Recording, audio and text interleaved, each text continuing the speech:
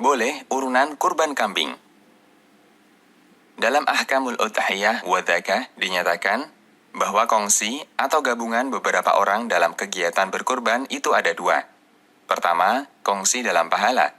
Yang dimaksud kongsi pahala, seorang shahibul kurban, yaitu pemilik hewan kurban, menyembelih hewan kurbannya dengan menyertakan beberapa orang untuk turut mendapatkan pahalanya. Kongsi semacam ini dibolehkan sebagaimana diisyaratkan dalam beberapa dalil berikut. A. Dari Aisyah radhiyallahu anha, beliau mengisahkan, Rasulullah Shallallahu alaihi wasallam berkurban dengan kambing bertanduk, berdiri dengan kaki belang hitam, duduk di atas perut belang hitam, melihat dengan mata belang hitam. Kemudian beliau menyuruh Aisyah untuk mengambilkan pisau dan mengasahnya.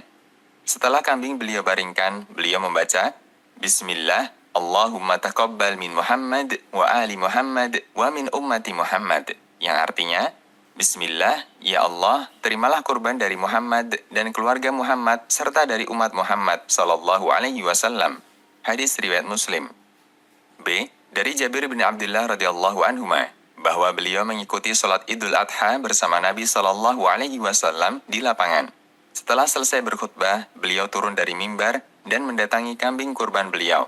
Lalu Rasulullah sallallahu alaihi wasallam menyembelihnya dengan tangannya sambil mengucapkan, Bismillah, wallahu akbar, hada anni, wa amman lam yudahi min ummati. Yang artinya, Bismillah, wallahu akbar, ini kurban dariku dan dari umatku yang tidak berkurban.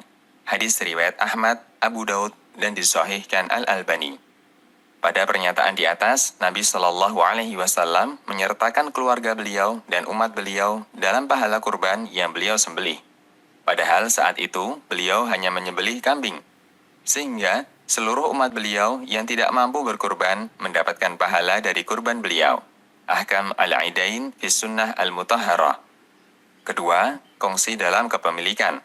Dalam arti beberapa orang urunan untuk membeli seekor hewan kurban. Untuk kongsi jenis ini, hukumnya tidak dibolehkan, kecuali untuk sapi dan onta, dengan jumlah peserta kongsi maksimal 7 orang. Sedangkan kambing hanya boleh menjadi milik 1 orang. Dari Jabir bin Abdullah radhiyallahu anhuma, beliau menceritakan, kami pernah keluar bersama Nabi Shallallahu alaihi wasallam untuk melaksanakan haji. Kemudian Nabi Shallallahu alaihi wasallam memerintahkan kami urunan untuk berkorban onta atau sapi. Setiap 7 orang di antara kami berkorban seekor sapi atau onta. Hadis riwayat Muslim. Ketentuan bolehnya urunan dalam kurban hanya boleh untuk sapi atau onta. Oleh karena itu, praktek di beberapa sekolah, kampus, atau perusahaan dengan mengadakan urunan untuk membeli seekor kambing tidak bisa dinilai sebagai kurban. Karena kambing hasil urunan ini menjadi milik semua peserta urunan, sehingga tidak memenuhi syarat jumlah kepemilikan. Ketika kegiatan kurban tidak memenuhi persyaratan untuk bisa disebut kurban, maka hewan yang disembelih hanya bisa disebut kambing untuk mendapatkan daging. Sebagaimana dulu pernah ada sahabat yang menyembelih kambing untuk kurban sebelum sholat Id. Kemudian Nabi Shallallahu alaihi wasallam menyebutnya, kambingmu hanya kambing daging. Hadis riwayat Bukhari dan Abu Daud. Artinya, penyembelihan kambing ini tidak bernilai sebagai ibadah kurban karena dilakukan sebelum waktunya, sehingga tidak mendapatkan pahala kurban.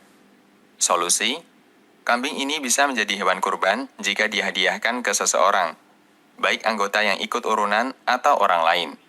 Misal dihadiahkan ke gurunya, dosennya, atau salah satu peserta urunan yang disepakati bersama, sehingga kambing ini menjadi milik 1 orang.